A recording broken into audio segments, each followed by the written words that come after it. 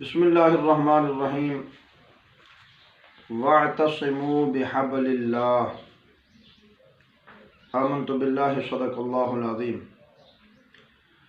عزیزان گرامی، اللہ رب العالمین نے چوتھا سپارہ دوسرے رکوع کی پہلی آیت میں رب ذوالجلال نے اپنے ساتھ اپنے بندے کے رشتے کو ذکر فرمایا۔ وَاعْتَصِمُوا بِحَبْلِ اللَّهِ، اے میرے بندے، میں رب کی رحمت کو، میں رب کی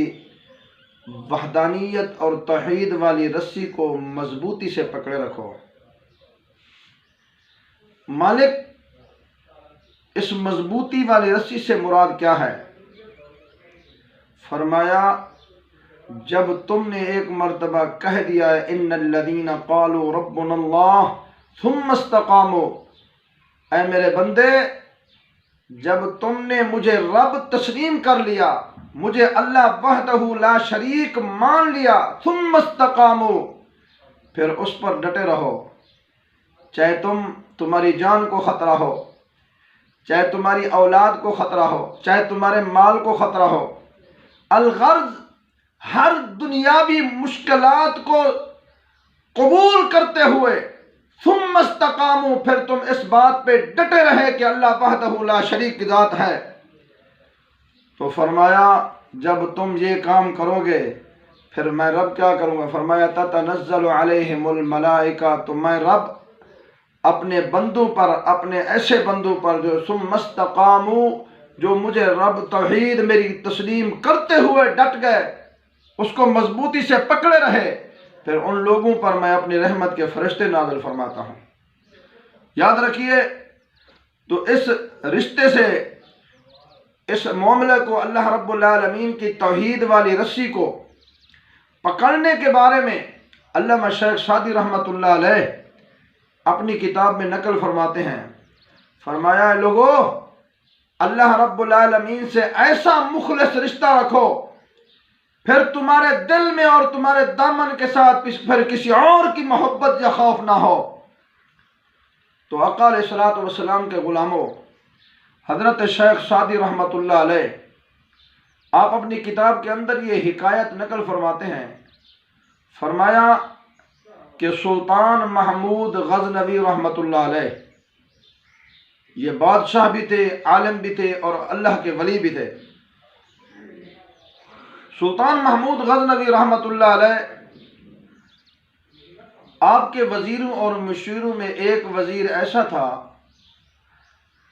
جو ان کو سب سے زیادہ محبوب اور سب سے زیادہ پسندیدہ وزیر وہی تھا، اور اس وزیر کا نام تھا احمد ایاز، اور بادشاہ کی اس سے محبت اور بادشاہ کا اس کے ساتھ قرب، بادشاہ کا اس کے اوپر دیوانہ اور فریفتہ ہونے کی وجہ سے باقی جتنا بھی وزیر اور مشیر تھے وہ اس احمد ایاز کے ساتھ حسد کرتے تھے، تعصب کرتے تھے، اس کے ساتھ بغض اور کینہ رکھتے تھے۔ تو ایک مرتبہ ایسا ہوا، جب وہ دوسرے وزیر و مشیر بغض اور کینہ رکھنے والے ہمیشہ احمد ایاز کے بارے میں سلطان محمود غزنوی کو شکایتیں کیا کرتے تھے، لیکن ایک مرتبہ ایسا ہوا کہ سلطان محمود غزنوی رحمۃ اللہ علیہ آپ نے سارے وزیروں مشیروں کو جمع فرمایا اور اس میں احمد ایاز کو بھی بٹھایا اور ہر وزیر کو بلایا۔ فرمایا، میں اس بات کا کہ میں احمد ایاز سے کیوں محبت کرتا ہوں، میں احمد ایاز کو کیوں اچھا سمجھتا ہوں،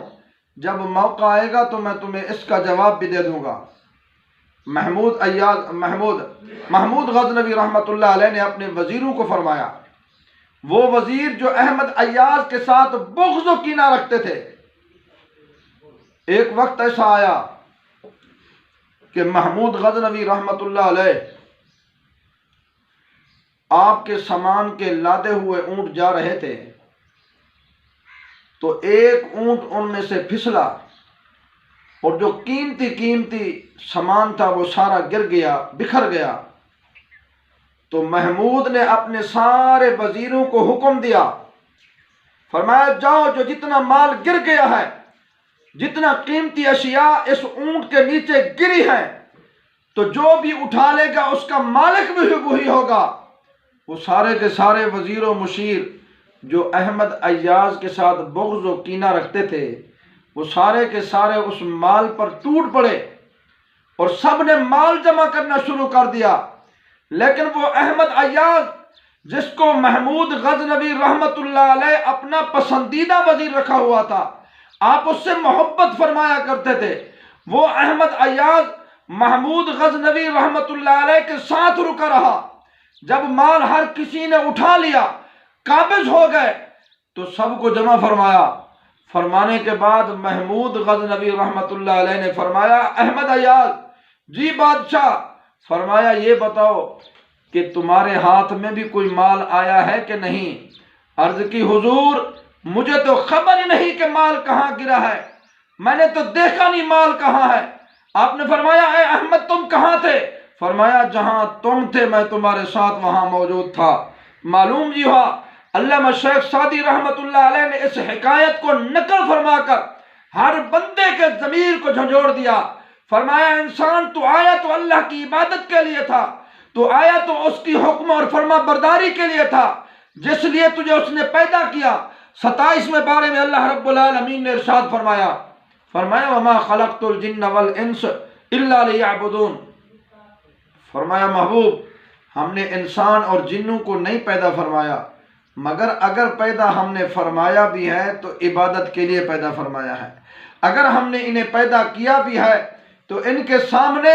یہ اقرار کرایا گیا کہ میں معبود برحق ہوں، تم عابد رہو گے، میں تمہارا خالق ہوں، تم مخلوق رہو گے، میں تکبر والی چادر کا مالک ہوں، تم عاجز اور انکساری میں رہو گے۔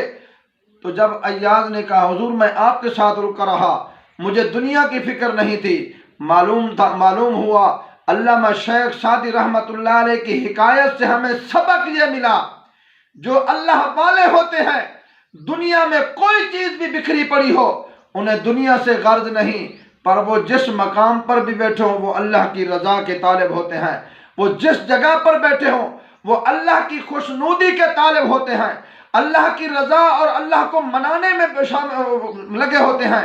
معلوم یہ ہوا جو اللہ کو مناتا ہے، جو اللہ کی رضا میں اپنی رضا کو شامل کرتا ہے، پھر وہ اس مقام پر پہنچتا ہے۔ حدیث قدسی اللہ رب العالمین نے ارشاد فرمایا اے محبوب آپ میرے بندوں سے یہ کہہ دے، ایک خواہش میرے بندے کی ہے، ایک خواہش میں رب کی ہے، اگر وہ میرا بندہ